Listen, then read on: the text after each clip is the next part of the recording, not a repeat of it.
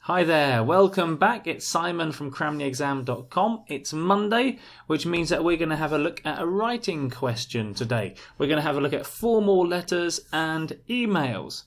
Now, it is week 10. There are only a couple of weeks to go, but don't worry, there is no need to panic. Please have a look at any of my channel to have a look at any videos that you might have missed.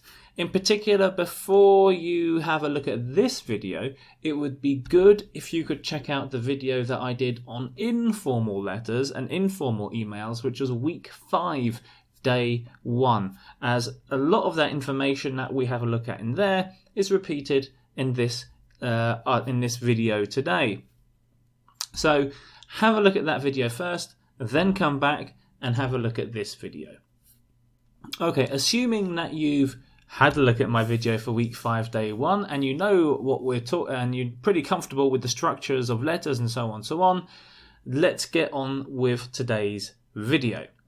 In today's video, we're going to be doing what we have done for the last couple of weeks. We're going to have a look at some exam questions for the FCE and CAE. We're going to break them down. I'm going to show you the structure. I'm going to show you how I would go about answering them, give you some hints and tips, some things for you to think about, just so you've got a good idea of how to prepare, how to use those skills in the correct way. So saying all of that, let's get started. Okay, just before we get started with the questions, I just want to show you these fantastic resources. This is from the excellent website rubenvalero.com. Excellent website in terms of writing materials and getting you ready for your writing exam. On week 5, we had a look at informal letters and emails. This is the page that he does on FCE formal letters or emails. And you can see here right above my head, he breaks down how your letter or email should look. Exactly like this: 1, 2, 3, 4, 5, and then he tells you exactly what goes in which section right next to me. So check out that page in case you've got any questions about the format of your letter or email. This is what it should look like, and you'll see me copy this structure in just a few seconds. Also for the CAE, you've got the same, a brief summary of the CAE formal letter and email.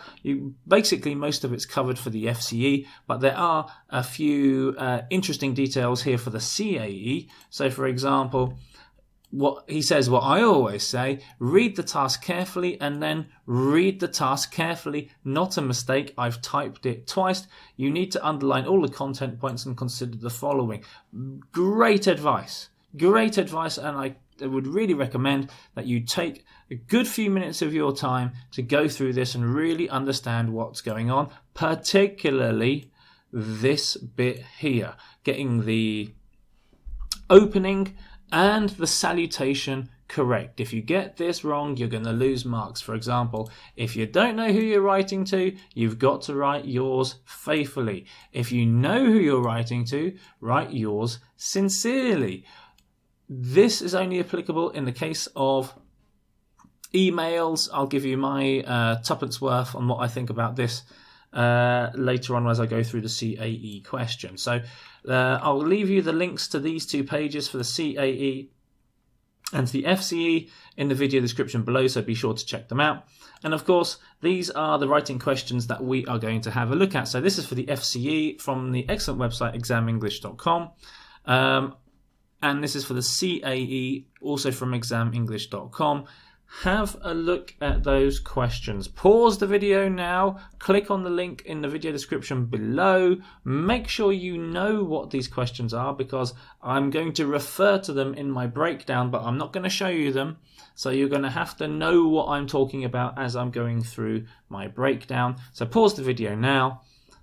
Spend about 5 minutes or so going through the question. If you want to, in that time, create your own plan, and then you'll be able to compare that with my plan that you'll see in a few seconds. So pause the video now, have a look at those questions, and I'll see you when you come back. Okie dokie, so you've had a good chance to go through those questions, and now we're going to deal with the FCE question. So this is the basic structure, which is very, very similar, if not the same, to what you saw on the Ruben Valero website. So this is the structure. Remember, we're writing the register is formal, and we've got to follow the letter structure. Whether it's an email or a letter, the structure is exactly the same. So I'm going to write down here letter structure. So that means we've got to find out who we're writing to. We've got to identify who it is. Do we know who it is? Or do we not know who it is? Then we've got an introduction. In other words, why are we writing? You've got to set the context for the letter. You can't just get straight into it with question, question, question. You've got to explain why it is that you are writing, what's the purpose, give some extra detail there, flesh out the context, make it nice and interesting. Remember what the goal of the letter is. If you want information, if it's an application, if you're whatever it is, try to create interest in the introduction. Then you've got the main body of your letter, and these would be represented in different paragraphs. So main body 1 would be paragraph 1, main body 2, paragraph 2, etc., etc. Divide up the content of the question into paragraphs so you create a nice logical structure for the letter. So the letter should go from start to finish in a way that makes sense, not in a way that you go from one step to another step, then you refer to something up here, jump down here, up there, down there. That's a nightmare to read. The letter should flow from the top to the finish in a way that makes sense. And then we've got the final paragraph and salutation, where the final paragraph says, what is it that you want? What is it that you want? You've got to make that clear in the final paragraph. If you need information, ask for information. If you want someone to do something for you, then this is where you put it. And then you've got the salutation, which has got to agree with to. So as I said, if you know who you're writing to, it's going to be yours sincerely. In an email, the exam does accept regards. I don't like this at all. I would rather write down yours sincerely for letters and for emails. This is a formal structure. Regards is seen as formal from the point of view of emails, but the rule book for emails, and you'll find this when you go into the world of work, the rule book for emails is a real mishmash of what everyone thinks. So there's no hard and fast rules for emails. Personally, I would just stick with yours sincerely, but if the Cambridge exam body likes regards as a formal way to finish emails, that's okay, not a problem. But personally, I would just go for yours sincerely. So let's go back to the question and let's find out what a proposed plan might look like. Okay, and this is a proposed plan for how you might answer this letter. Now, I'm going to be having a look at the question as I'm talking on another screen. So if I'm looking backwards and forwards, I'm not losing attention in you. I'm just referring to the question when I'm going through my plan. Okay, so we know who we're writing to. We're writing to Jim Williams. Now, of course, where's my arrow gone? Here it is. Now, of course, because it's Jim Williams, we don't want to say, Dear Mr. Jim Williams. We don't want to say that. We just want to say, Dear Mr. Williams, and leave it as that. Okay, so that's the formal opening. Dear Mr. Williams. Right. Introduction. The introduction says, or rather the rubric which you're given in the question says you're keen to study English in London, then write an email to Mr. Williams at the Big Ben Language School asking for details. Okay, so you want to study English in London, and that's what you've got to include in your introduction. So don't just say, I want to study English in London, but flesh it out a bit. Give me some more details. For example, it's been my dream to learn English in the capital of England or the capital of the United Kingdom. Now, be careful, because I'm not just parroting the words which are in the exam question. If I just write, I am very keen to study English in London, then what you're doing is you're copying the words in the question. The examiner will see this, know this, and you won't get very many marks for this. But if you've paraphrased this in your own way, it's always been my dream to learn English in the capital of the United Kingdom, then you're giving the essential information, but using your own words, which sounds much better. give me some more information. When do you want to study? How long do you want to study? So December, 1 week, for example, but it could be anything. Remember, it doesn't have to be factually correct. To a certain extent, it doesn't even have to be believable. It just has to be good English. And you've also got to mention that you want information, not just I want to learn English and this is when I want to learn English, but I'm writing to you to find out information about your school that you've had recommended to you, or it's a highly recommended school, or you found it on the internet, on Google, wherever. But you've got to say why it is that you're writing. So I want to learn English, and I want to learn English at your school, and I need information from you. So your introduction has got to include that. Now, the main body is the 5 questions which you've got to answer. So, how many students there will be in the school and in each class, qualifications the teachers have, resources, what's included in the price, and amenities in the area. You've got to include these things, but you've also got to include, as much as it's possible, the things which are in the advert. So, for example, what I've done here is I've matched them up somehow. Now, you might disagree with this, and you might have different ways to do this. It's not a problem. Do whatever you like. But if you can match up one with the other, it shows that you're analysing the question text very well. So, for example, qualification teachers have and friendly. So you could say something like, I'm delighted to hear that the teachers are friendly and the reputation of your school confirms this. But could you tell me what qualifications the teachers have? So you're mixing a positive with a negative, which I always like because it creates discussion. Whenever you have a positive and a negative, there's always this element of discussion, which means then there's interest. So if you can do that, that's great.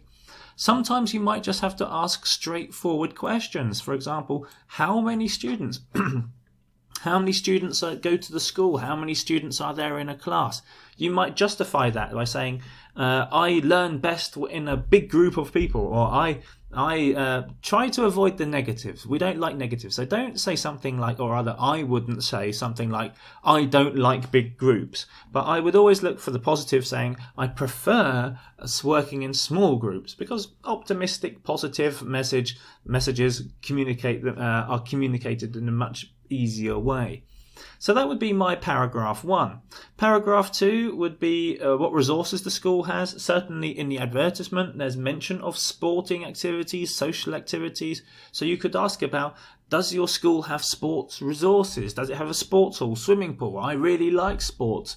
I like to involve sports in my learning English. You want to be a PE instructor or something like this. You can find a way of connecting various issues together. There's talk of accommodation in the advert. Accommodation can be arranged with carefully selected British families. Is this included in the price? What else is included in the price? So you can connect those two together, and then you can make a nice paragraph number 2.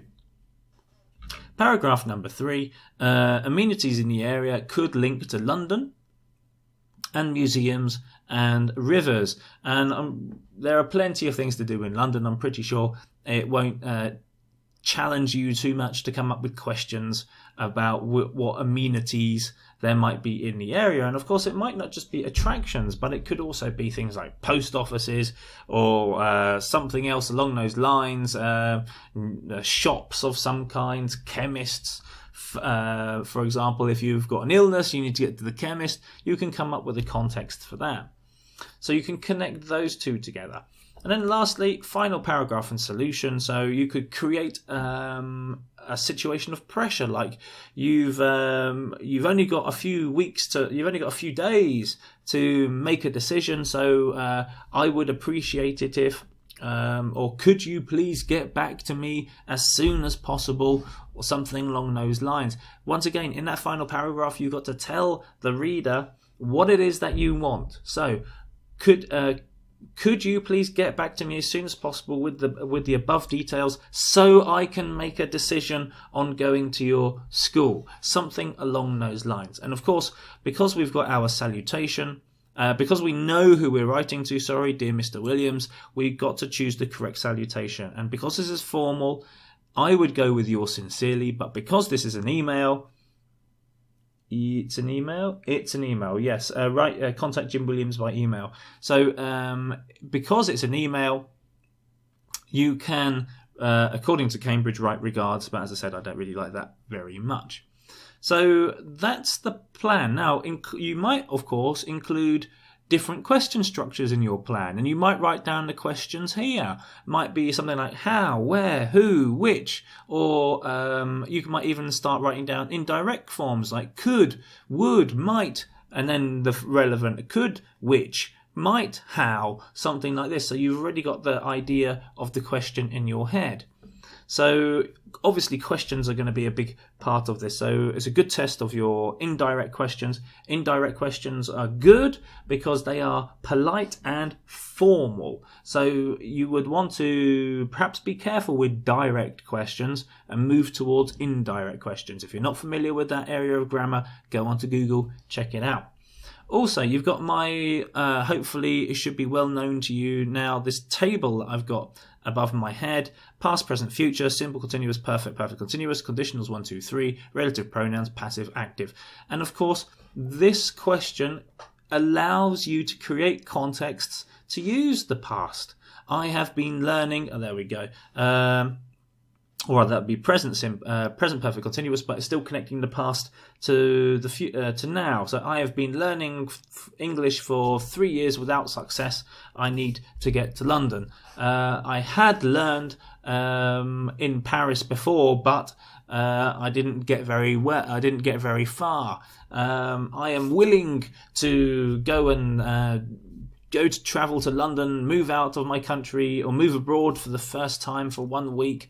The scope to use the past, the present, and the future is there. You just have to use your imagination a little bit. Conditionals.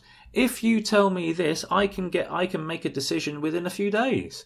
That you could use that in your final paragraph, asking what when you tell the reader what it is that you want. So you can use a conditional in that structure.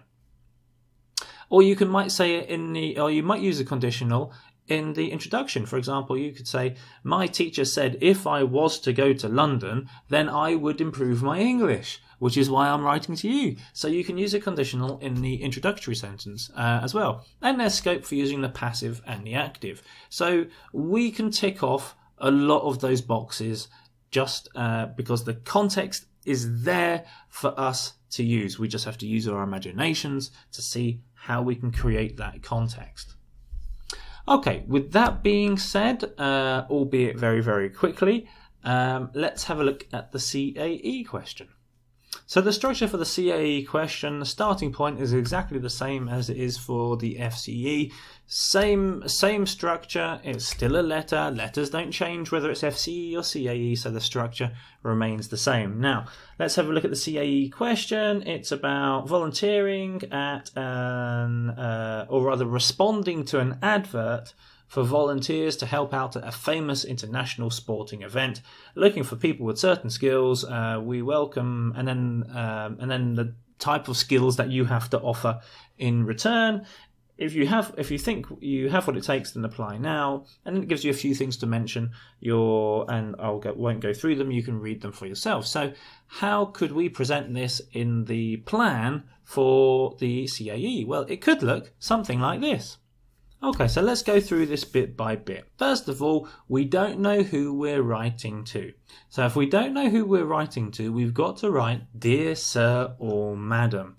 Dear Sir or Madam. We do not write to whom it may concern. We do not write that because you are writing to someone, but you don't know who it is, but you presume it's someone in charge of recruitment. We use to whom it may concern when we don't have any idea of the position or anyone who's going to respond to the letter. And here there's a big difference, because if we're writing to the company, we're writing to someone, it's going to be a human of some kind. We can narrow it down, but we don't know exactly who it is, so we've got to address that person. But here, we've got no idea of the position, no idea of the person, no idea of of who it is that we're writing to to deal with the problem that we have. So this is not appropriate. So I wouldn't use this. So stick with dear sir or madam. And if you go check out Rubens Valero, I think it says exactly the same thing.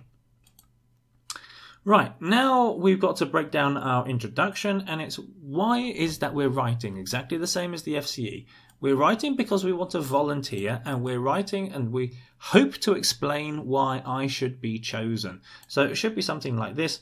I'm responding to your advert looking for volunteers, and you could pad that out a little bit if you want. I think, sell yourself a little bit. I think that I'm suitable for the role. I think I'd be a fantastic fit. I would be very suitable for the role. Keep it formal, remember. I would be very suitable for the role, and I would like to explain to you the reasons why. Something along those lines. And then the main body is broken down into the 4 points of information that they want to know. So, for example, your language skills, your personal qualities. And then you've got examples of times when you've demonstrated team skills, any relevant work experience. Now, you might be tempted to deal with this one by one. So, okay, language skills, bah. Personal qualities, bah. And then paragraph 2. Examples of times when I've done team skills, bah. Any relevant work experience, bah. But what happens is that one, you might be using too many words. Point number 2 is a bit disconnected. It's kind of like 1, 2, 3, 4. What we want to try and do is come up with a context, a situation where we can bring those 2 points together. For example, I could just talk about my certificates and my experience. I could talk about my never give up and succeed against the odds attitude.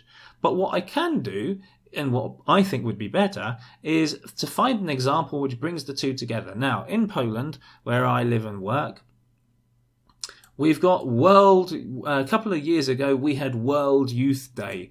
This was a real example. The fact that it happened is a real example, but you could think of some kind of massive international event. Just make one up if you can't think of one that happened in your country. And you can use that to talk about your language skills and your personal qualities. So, for example, World Youth Day, as an example, it is it was an event when people came from all over the world to Poland. So you had to have language skills outside of Polish, because not many people know Polish outside of Poland. And then you've got to have the personal qualities, which means that in spite of those language barriers, you still had to keep on going, and you had to keep on communicating, and you had to make your point be heard. So it summarizes nicely your language skills and your personal qualities of not giving up, even though there were significant language barriers. So you can bring those two together to show off your language skills and your personal qualities. The same with part 2. Example times you've demonstrated team skills, relevant work experience, welcoming, customer service, problem solving, etc., etc. Now, I made this up. Just took me 20 seconds to make it up. I'm just going to scroll up so you can see it. I created a school parent-child competition. Whatever. It doesn't make a difference. What you're trying to do is answer the question with something that you can tie those skills together. So, for example, before this competition, which is completely fictional, I had to deal with questions from parents, and I had to deal with planning. During the I forgot the bracket there. During the competition itself, I had to organize it, and I had to do this, and I had to do that. So I demonstrated team skills because I was leading a team of people who was directing parents to various different places in the competition. I took part in the welcoming, I had to deal with people's queries, and I had to deal with problems as they arose. So I got the example there, which brings those two together. And then you've got the final paragraph and the salutation. Now, you want to hear from them. So, for example, thank you very much for reading my letter. I hope to hear from you soon. Or, not thank you very much for reading my letter. Thank you very much for reading my application for this volunteer position. I hope to hear from you soon. Now, because you don't know who you're writing to, you've got to finish off by saying yours faithfully. You can't say yours sincerely. This is about, as I said earlier on in the video, about getting the opening and the closing correct. They've got to match. If they don't match, it's a really, really big error. You're not going to lose 1,000,000 marks, but I mean, it's obvious. And this is a simple rule, and a rule that you should know. So if we go to my graph above, you can just about see it, I think. Past, present, future, simple, continuous, the verb forms, conditional 1, 2, 3, relative pronouns, passive, active. Once again, the contexts exist for you to use a lot of these. So the present, there's lots to talk about the past, because all of the things that you have done, remember, you're selling yourself based on your experiences in the past. But you could also talk about what you want to do in the future, not just in this job, but past this job. So I will be doing this. I have plans to do this. So you could use the future as well. And then present form, of course, selling your skills. I am this, I am this, I am this. And of course, there's lots of ways that you can say this. There is scope to use conditionals as well, particularly conditionals in the past. For example, you could say, if I had the chance to do this, I would have done this. Or you could learn from your experience somehow as regards conditionals. If I knew then what I know now, I could have done da da da. So there's plenty of scope to use conditionals in the past. And the conditionals of the future. Present, first conditional. If I am accepted for this job, I can use these skills in the future to do X, Y, Z. So you can use this opportunity to talk about the future in the form of a conditional. And of course, there is plenty of scope for using the passive voice as well. Just a question of using your imagination, creating those contexts, and then seeing what grammar forms you can use in those contexts. And of course, you get to do that through practice. Practice, practice, practice. Not just structure, not just filling in the plan, but also how can you say what it is that you want to say in different ways, and you have to practice that. So taking a standard sentence and seeing if you can say that, in 4 or 5 different ways. And if you can do that, then that's when you really start to show off your language skills.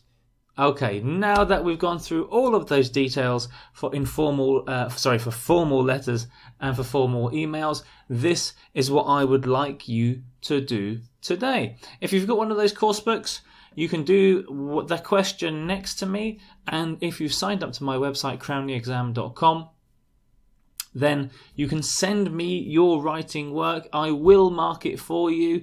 Recently, I've been doing individual videos for people who have been sending me their work. So someone sends me some work, I break it down, and you get a 10-15 minute video back where I go through your writing, telling you all of the good things that you've done and areas for improvement. So if you're after writing feedback, then I can do that through my website, CramTheExam.com. The details about how to get onto CramTheExam.com are in the video description below. If you have any questions at all about the questions next to me, the free online questions, which we've just had a look at, if you want to do those, of course you can. Or indeed getting onto CramTheExam.com and what that's all about, then please leave a comment below or contact me through Facebook or send me an email and I will get back to you. There is a link to a video below in which I actually go into my website, show you what's there, show you what you can expect, and show you how my website will help you get ready for your English exam. But as I said, if you have any questions at all, leave them below or on Facebook or send me an email and I will get back to you. Okie dokie. Good luck with those writing questions. Tomorrow is Tuesday, which means it's listening. So I'll be back tomorrow with some listening exercises for you to do. See you then.